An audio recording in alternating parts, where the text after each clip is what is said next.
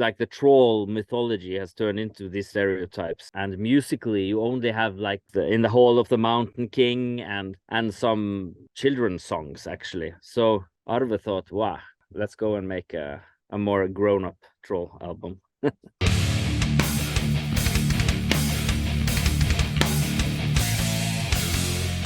Post Cult Magazine welcomes in Arve and Matias from DROTT. How are you guys doing today? We're great. It's actually sunny in Bergen. Yes. For a change. Thank you. Yeah, right. You have sunshine. We have generally typical weather for Northern California, sunny but cool. So I'm not complaining. And thank you very much for making some time on the weekend to jump in and do this conversation because, you know, family time and personal time, you get so little of it in the music industry and the business. So I really appreciate it. Oh, no problem, man. So we just had the release of the brand new album, literally a month ago, Troll, which, you know, in general, it feels like the band was formed to explore these, you know, Scandinavian folklore stories. I don't want to say myths because I feel like, you know, in Scandinavia, these things are baked into your culture and history, not just like stories to scare children or things that people used to tell in a tradition of, you know, just no books. And we just tell each other stories to, you know, keep ourselves going. These stories are actually, you know, immersed in the culture. So I wanted to start there, you know, like, not just musically, but, you know, like philosophically, why, you know, how and why DROTT was formed to explore these stories. I think we when we worked on Orcus, our previous album, we were talking about we had these working titles for our song, and then we started kind of flirting with the idea of using like a European southern European mythology as a sort of narrative, you know, like the Orpheus trip to the underworld, the catabasis, and then suddenly the songs kind of formed in their atmosphere and ambience, as well as in the songwriting to sort of fit into this narrative. So when we did the Troll album, some of the songs, like the first song of the Troll album, Arve, you made that riff as early as 2020. Yeah, that was. I guess we recorded it actually at the same time as the first EP, I think. Yeah. So it was just laying around, and yeah, at first I think we started with like making a darker kind of EP around that song, and then yeah, all of a sudden we had a lot of songs and ideas so we decided to make it as an album instead. Yeah. So yeah, that was kind of the birth of the troll concept, I guess, because the Trollhaug is like where Edvard Grieg is buried and lived at least right over there. right next to Matias, his home. He's in the shed. Yeah, he's coming to get you. That's where yeah. It's a really nice place, and we visited that place several times for like inspiration, and we also had like a photo session there early on. So, but yeah, so that was like the thought in the beginning to make like an EP around that Trollhaug place, but then it felt like we wanted to widen it a bit. So. And also the in like the Norwegian fairy tale tradition, we have like in Central Europe you have the Grimm brothers, and we also have like two writers in the like back in the 19th century who has like the same position in Norway, collecting these fairy tales, and trolls are really a major part in many of these fairy tales. But still, musically and also like culturally, we felt that like the troll mythology has turned into these stereotypes. And musically, you only have like Grieg's piece, what's the In the Hall of the Mountain King, and some children's songs actually. So Arve thought, wow, come on, let's go and make a more grown-up troll album. I love it. And yeah, I mean, like, yeah, trolls, you know, we in America, our interpretation of your stories are usually horror stories. I know the troll horror movies were very acclaimed and like to like call back to your history and your stories, but you know, of course, you know, it's a lot deeper than that, and I think that we probably don't in the West, we don't really appreciate it as much. So I'm really glad that there was this exploration, and I know there's a lot of history and a lot of, again, lore there that's very baked into your culture. So I really appreciate that. That's very cool. And I want to give a shout out to our writer who reviewed the album, he made a couple of really good comparisons, but the one that stuck out to me was if Black Sabbath was trying to score a David Lynch movie, that's what DROTT would be, and that's what the Troll album would be. And I was like, that is perfect, right? Very rarely as an editor do I get to read stuff so good and so on the, you know, very on the nose. And I feel like comparing the two albums, Troll is much more cinematic. You know, obviously it's heavy and it's ambient, and there's, you know, obviously you know, some storytelling within the songs, but I feel like as a whole, the record could almost, you know, almost deserves a movie to go along with it, you know? Yeah, a lot of people say that, and that's cool, because I think when we write music and at least like talk about the concepts and song titles and stuff, we got these pictures in our mind that we like, and feelings, and talk about, okay, how do you picture this song? What does it feel to you? And yeah, so the cinematic part is kind of a big thing for us as well. So I really like that. Black Sabbath writing a David Lynch. Yeah, that's really cool. Yeah, that's Tom Osmond from Ghost Cult. I want to shout him out. He's great and has done a lot of great reviews for us this year, and we'll do more. But yeah, it's really it was really hit me. And then on repeat listens, my brain kept going there. So I thought it was really cool. And yeah, it is a different a bit of a different album. It's the same band, it's the same concepts, but I like that this record has a lot of more, I think, a little more depth all the way through. And I think the songs are a little more different from song to song, a little more identifiable. Orcus is awesome, but I think like this record is a step forward musically. Yeah, thanks. I mean, I think we feel that as well. I mean, it's, for me at least, it's a different album than the Orcus album, because the Orcus album is kind of, as we picture it, like a travel or a story from the first song to the end, kind of. And it has a lot of like shorter songs as well. So one of the idea this time was to try to have more like work on the arrangement of the songs, to have more like, what should you say, more direct songs also, and work more with the layers, the depth of the songs, as you say. Yeah, I think I think it's a good step forward from the last album. So, and when the band comes together to write, you know, I know, you know, from project to project it might differ for you.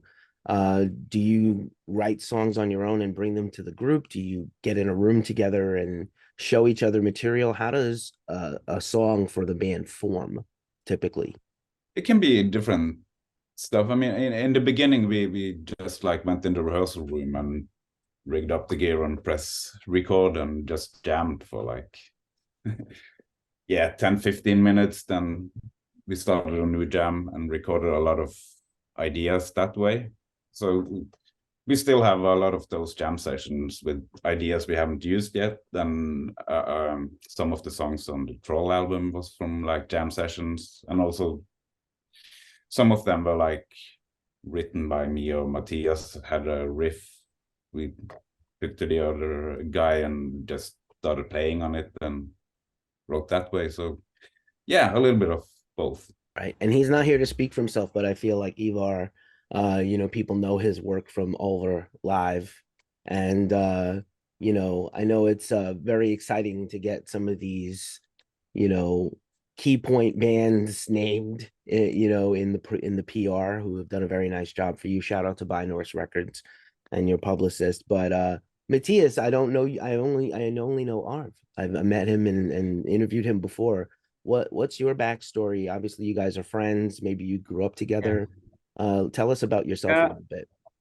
Yeah, we met only some years back in 2015, and we're from different places. So my background is classical, actually. So I studied at what's the English word? Conservatory, music conservatory, and but also did a lot of bands, playing in bands, and been working a lot with as a like a session musician, and also with band projects earlier. So, but in DROTT, we Arve's idea, actually, we wanted to start a band with the three of us, trying out our different backgrounds together. So my role in DROTT is kind of like a bass player, using octave pedal on cello, but also me and Arve, we experiment a lot with making our instruments fit together, and like switch roles and build kind of big musically ambient landscapes and melodies. So it's fun to be in a trio, because the rules are quite strict when you only have 3 instruments. That's nice. And lucky Arve plays a few things so he can help out. Yeah. Play what's appropriate and what's needed. If you didn't do multiple things, it's helpful. Yeah. As well as produce. You know, I didn't know if you guys self-produced this record. I didn't really delve into that, but it's a pristine sounding record. I'll tell you that. It's, you know, beautifully mixed in. You hear everything. I think on repeat listens. I usually listen one time through with the headphones, then I put on the speakers, then I go back to the headphones, and I want to see if I'm, you know, it's like the old Pink Floyd Beatles thing. I try to see if I miss something. Do I hear something different this time around? And I take notes. That's my personal process for listening to a record. So I've spent a lot of time with the record since it came out, and I still am finding intricate little things. I was going to ask about the chanting and some of, you know, what are clearly some rhythmic elements that are not typical percussion. And so I didn't know if that chanting is the trolls are you or other chanters are involved, but it sounded very unique and not, you know, very you know, untypical, I'll say, for sure.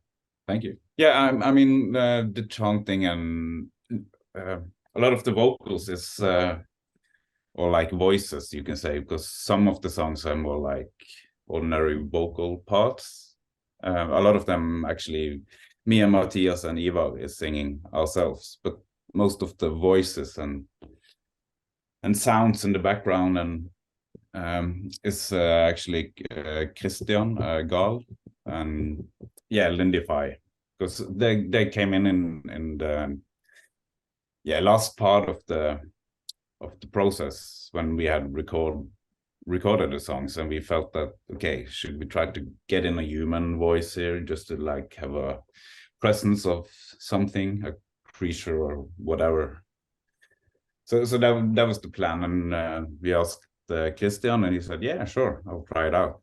So it was only like, we thought it was for the like first 2 songs or something, but then we just played through a lot of the songs, and he was like, yeah, I can try to do something here.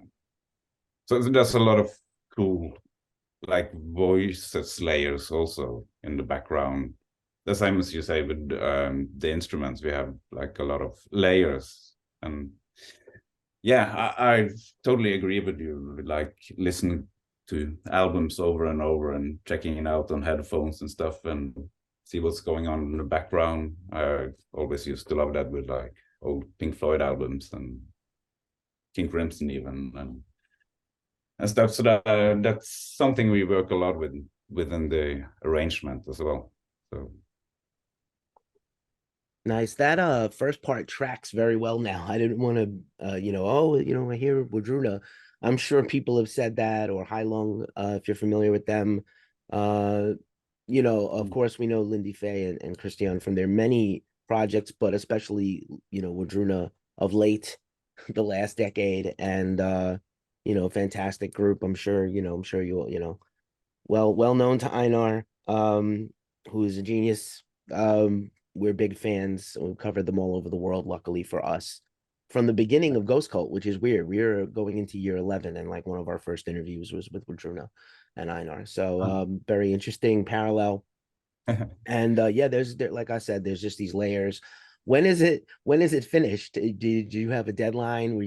Did you just have, because of the events in the world and your other projects, maybe did you have kind of a free reign on this album, as opposed to some of your other works that are like, oh, there's a deadline, it has to finish, whether we want, it's got to stop now? Do you feel compelled to just kind of keep building the tracks until you can't anymore? Yeah, I mean, we have a lot of freedom from from Binors and ourselves, since we recorded the albums, at least so far, in my own studio, so that then you kind of have time to work on the arrangement and redo stuff, or keep working on them until it feels finished. But that's also a little bit dangerous, because sometimes you can just go on and on and on and never get it done, kind of. So when we feel we're getting close, we try to give ourselves a deadline also to have something to work against. But mostly we talk to the record label about finding the time schedule for the release, and of course with the long head up times for printing vinyls these days, you gotta have a lot of time to get it all finished and ready for the release date. So when we in the end of the session with an album, we talk to them and we set kind of a deadline. Speaking of release dates, I'm glad you actually brought that up, because it is a very interesting time in the world, unfortunately, right now, where we have the backup of albums releasing now that had been shelved or were waited on, delayed, and then also same with touring. And obviously you guys are all very busy doing your other projects, but I did find it very interesting. And again, shout out to Binors. Everybody, we'll link everything in the description. Binors has many awesome variations of this album and all their other bands. But I did find it interesting that I think it was about 8 to 10 weeks between the first single and the announcement to the release.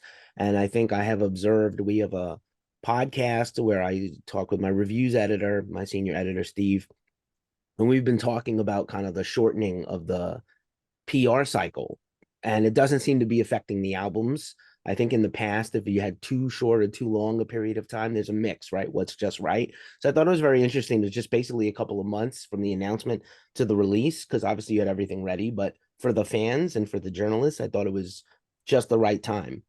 Because again, because it's just a tough time right now in the business. It's hard to know, can you fit at when does it come out, and can we, get the right, get the fans primed to listen and absorb the material and hopefully buy some physical products, and not just download it or stream it. Yeah, I mean, the music industry keeps changing all the time, I feel, because it's it's more like a pop thing, or that's been in the pop business for years, that you do more and more singles before the album comes out. I mean, remember back in the days, it was always a single. The first single was kind of at the same day as the album, and then you might have a single or a video a few weeks later. But now it's so prepared in advance. Okay, we're going to do this single, and then wait for some weeks, then single number 2, and then the album comes with a focus track or a new single or whatever.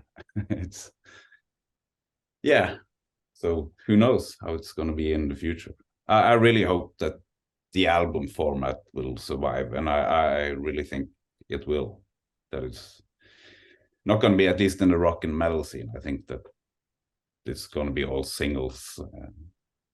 Because I mean, for us, it would be really strange working on on singles instead of an album. I mean, and I think a lot of the fans also appreciate the whole album. Okay, I want to sit down, I want to listen to the album from like start to finish and look at the artwork, and yeah. Right, especially this type of project and this type of music, I think it you need to sit with it and listen to it start to finish. And maybe the positive thing about vinyl coming back is it's not just a collector's item, or not just something to appreciate artwork and the bigger format and the vinyl and the different patterns and things, but I think it is making people appreciate albums again, especially, you know, rock fans and metal fans. So I'm also on board with that.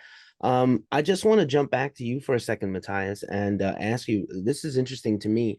When you record with your cello, are you going direct and adding on effects later? Do you play live in a room with amps and pedals? What's your process like for creating your sound? Well, some of our recordings are based on a live recording, and then we add, of course, arrangements and tracks later. But most of the time we use both like an acoustic recording and a line recording with sometimes some effects. Especially we have this delay effect that is kind of like the refrain in the cello sound on both albums, or the ambient sort of landscapes. But of course also some effects added on later on. Yeah.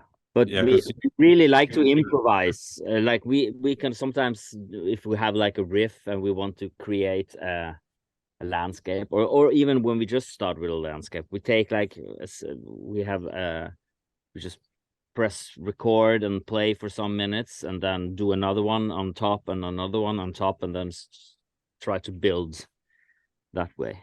And I really like working that way. It's it has that improvisational aspect to it. What were you saying, Arve? No, because you use the like loop function on the delay a lot, so then it's kind of it gets a little different each time, and you play on the delay as an effect.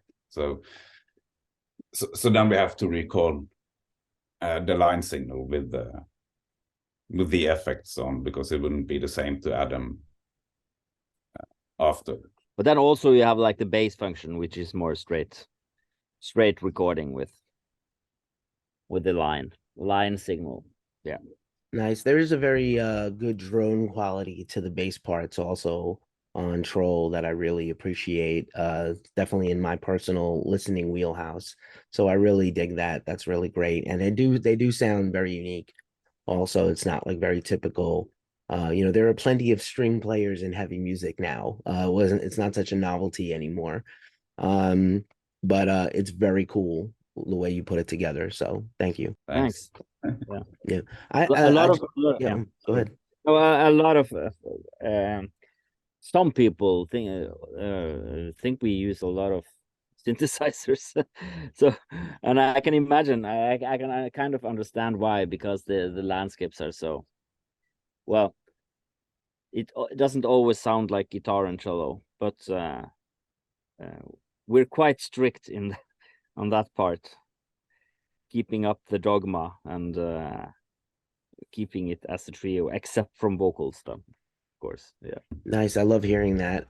Just a few more questions for you guys. You guys have been terrific. I really appreciate it. Let's talk a little bit about artwork for a second, because it's very distinctive. Both albums had actually terrific artwork, but this, again, I think just everything from the lyrics to the songs to just the whole backstory, and the artwork kind of finishes it off for Troll, right? You know, it's very mystic and mystical, which I really dig. So I wanted to get you guys talking about that artwork creation.